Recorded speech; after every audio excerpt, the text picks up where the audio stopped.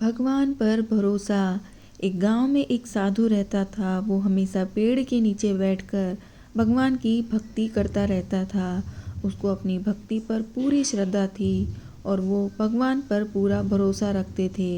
एक दिन गांव में बहुत बारिश होने लगी। गांव के सारे नदी नालों में पानी भरने लगा। गांव के सारे लोग अपना सामान लेकर दूसरे गांव में बसने लगे। गांव के लोगों ने जाते जाते साधु से भी कहा कि महाराज, आप भी हमारे साथ दूसरे गांव में चलिए, क्योंकि यहाँ पर रहना खतरों से भरा है। साधु ने कहा कि मुझे भगवान पर पूरा भरोसा है और मुझे मेरे भगवान बचाने के लिए जरूर आएंगे। साधु ने ऐसा बोलकर गांव वालों के साथ दूसरे गांव में जाने के लिए मना कर दिया। सभी गांव वाले चले गए। कुछ देर के बाद बारिश बहुत ज़्यादा होने लगी और पानी साधु के घुटने तक आ गया। उसी वक्त एक गाड़ी वाला वहां से गुजर रहा था और उसने इस साधु को देखा और साधु से कहा कि महाराज, आप मेरे साथ चलिए, मैं आपको इस गांव से बाहर ले जाता हूँ। साधु ने कहा कि आप जाइए, मुझे मेरे भगवान बचाने के लिए ज़रूर आएंगे। वो गाड़ी वाला भी वहाँ से चला गया। कुछ देर बाद बारिश इतनी ज़्यादा बढ़ गई कि पानी साधु के गले तक आ गया।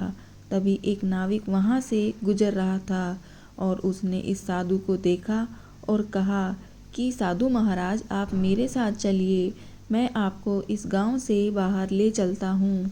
साधु ने उस नाविक से कहा कि आप जाइए, मुझे मेरे भगवान बचाने के लिए ज़रूर आएंगे। वो नाविक भी वहाँ से चला गया। बारिश बहुत तेज़ी से हो रही थी और पानी बढ़ता ही जा रहा था, इसलिए साधु अब उस पेड़ के ऊपर बैठ गए और भगवान की भक्ति करने लगे। कुछ देर बाद वहाँ से बचाव कर्मी हेलीकॉप्टर लेकर गुजर रहे थे और उन्होंने इस साधु को देखा। उन्होंने साधु से कहा, महाराज, आप हमारे साथ चलिए, हम आपको बचाते हैं। इस बार भी साधु ने यही कहा कि आप जाइए, मुझे मेरे भगवान बचाने के लिए ज़रूर आएंगे।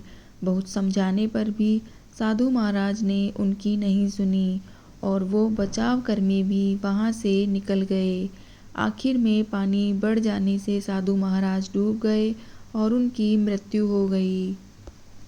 अब मृत्यु के बाद वो साधु भगवान के पास गए और भगवान से पूछा कि मैंने मेरी सारी ज़िंदगी आपकी भक्ति की और आप पर पूरा भरोसा रखा, फिर भी आप मुझे बचाने क्यों नहीं आए।